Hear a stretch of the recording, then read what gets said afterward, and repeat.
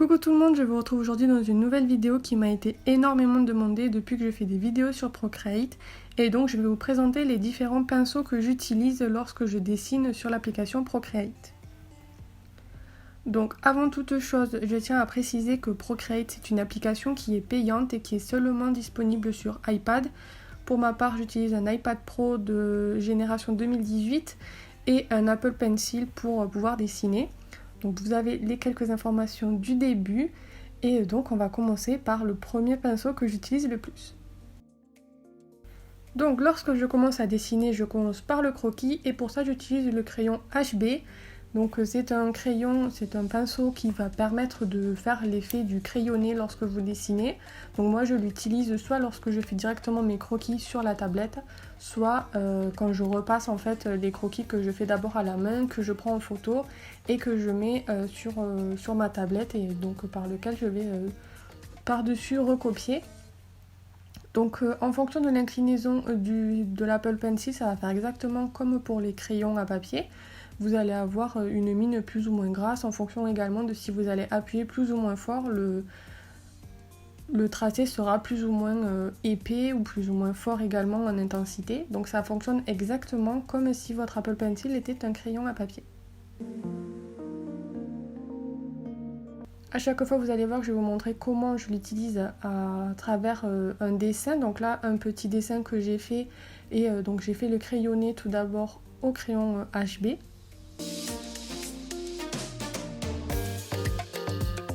Et on passe au second pinceau que j'utilise juste après le crayon, qui est le stylo technique. Donc pour celui-ci, je vous mets encore une fois la façon dont vous pouvez le retrouver sur Procreate. Je l'utilise pour faire tous les ancrages en fait et la colorisation de mes illustrations. Donc avec ce pinceau, ce que j'aime bien, c'est que c'est pareil que pour le pinceau précédent.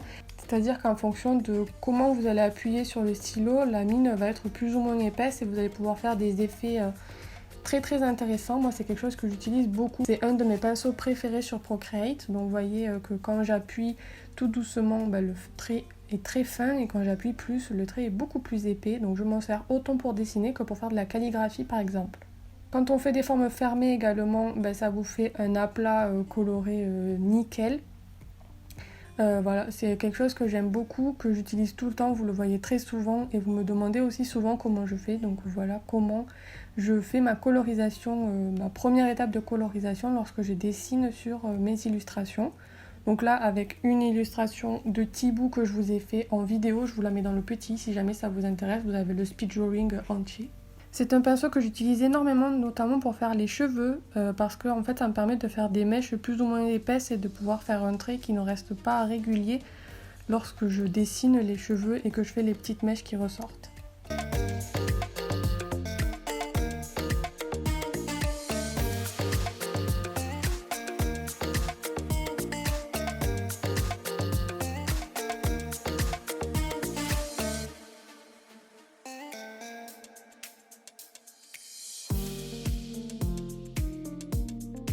Le pinceau suivant que j'utilise énormément, c'est le pinceau monoligne qui va de pair avec le précédent. En fait, il a exactement les mêmes propriétés que le précédent que je vous ai présenté, mais en fonction de l'intensité que vous allez mettre sur votre stylo, si vous appuyez plus ou moins fort, il n'y aura pas de variation du pinceau. Donc en fait, ça reste un pinceau très classique, il reprend un petit peu comme si vous dessiniez avec un feutre ou avec un micron par exemple, un petit stylo noir. Donc voilà, je l'utilise aussi beaucoup, plus pour faire des détails qui doivent rester réguliers. Parce qu'en fait avec le pinceau précédent, ce que j'aime bien c'est qu'on peut faire quelque chose d'irrégulier et de pas trop lisse. Avec celui-ci ça fait quelque chose de beaucoup plus lisse. Et voilà, vous avez vraiment différentes tailles de pinceaux. Donc moi c'est un pinceau que j'utilise énormément par exemple pour faire des formes très simples comme des ronds ou des pois. Vous allez le voir tout à l'heure, mais je l'ai utilisé pour faire des pois et que mes ronds restent dans la même proportion en fait entre eux. Vous le voyez aussi très souvent lorsque je le fais sur des fonds de mes illustrations. Je vous les invite à aller voir sur Instagram, il y en a quelques-uns.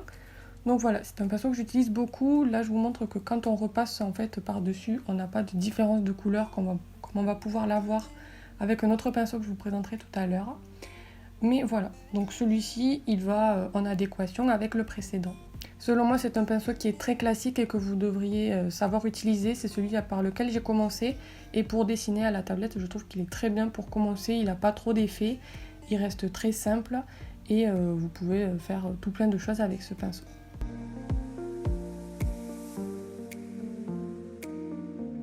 Ensuite, on va passer au pinceau doux. Alors, c'est le pinceau que j'utilise en tout dernier dans mes créations, mais que je vous présente ici parce que le tout dernier pinceau que je vais vous présenter, ce sera le plus complexe.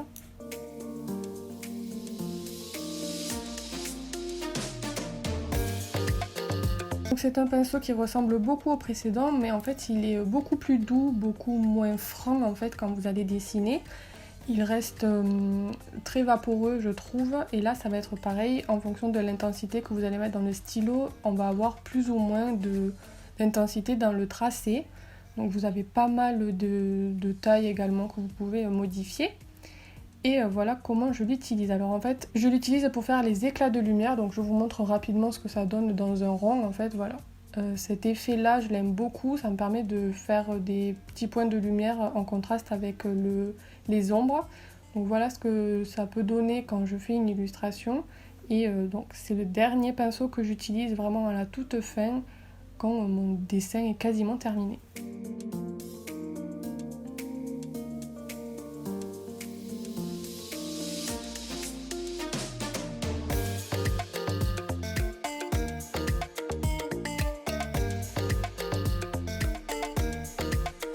Ensuite, je vais vous présenter deux pinceaux que j'utilise de temps en temps, mais pas tout le temps. En premier, c'est l'encre sèche, que j'utilisais avant pour faire les cheveux, mais que finalement, je n'utilise plus.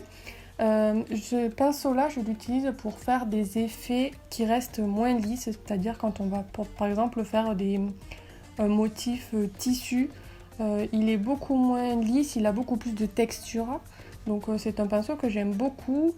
Je le fais notamment plus pour faire de la colorisation que des tracés directement, parce que par contre il a un tracé qui est assez tremblant et on a l'impression que ça va être un petit peu pixelisé quand on va regarder l'image, alors que pour remplir par exemple un cercle comme je le fais ici, je le trouve très bien et du coup voilà, ça permet de rajouter de la texture.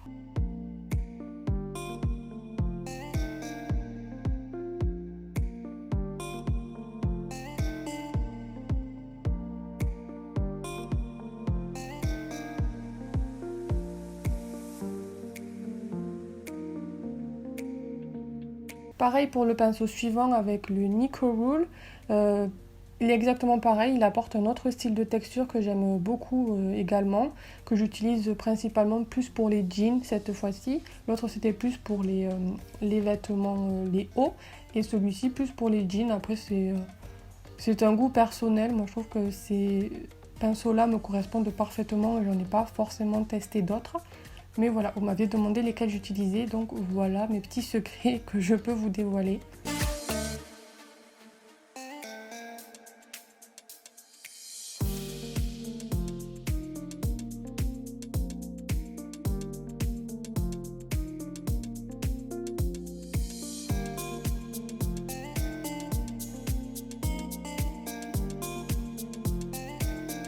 Et enfin le dernier qui est je pense celui que vous attendez le plus, c'est celui avec lequel je fais mes ombres.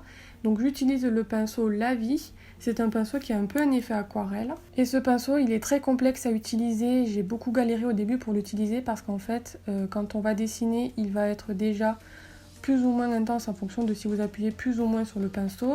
Et lorsque vous allez repasser par dessus, la couleur est beaucoup plus intense, en fait elle se double en intensité.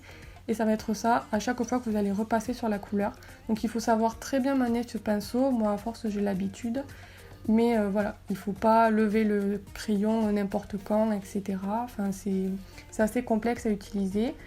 Mais c'est tout à fait faisable. Donc voilà, vous m'aviez énormément demandé lequel j'utilisais pour faire mes ombres, etc. Je vous donne pas trop la technique de comment je l'utilise, même si là vous avez quasiment tout. Mais voilà. Il faut pas mal d'entraînement, je pense, pour pouvoir l'utiliser. Mais moi, je l'utilise énormément. C'est celui que je préfère et que du coup, je manie le mieux. Mais voilà, il est assez particulier ce pinceau. En plus, quand vous baissez l'opacité, etc., il modifie encore l'intensité. Et vous pouvez également faire plein de petits traits. Ça ne s'utilise pas seulement qu'en aplat. ou en traînée, en grande traînée, mais vous pouvez faire des petits traits très simplement également. Donc voilà, ce pinceau il a beaucoup de qualités, beaucoup de possibilités. Voilà, je pense que c'est mon pinceau préféré et celui que j'utilise le plus et qui donne du coup cet effet à mes illustrations.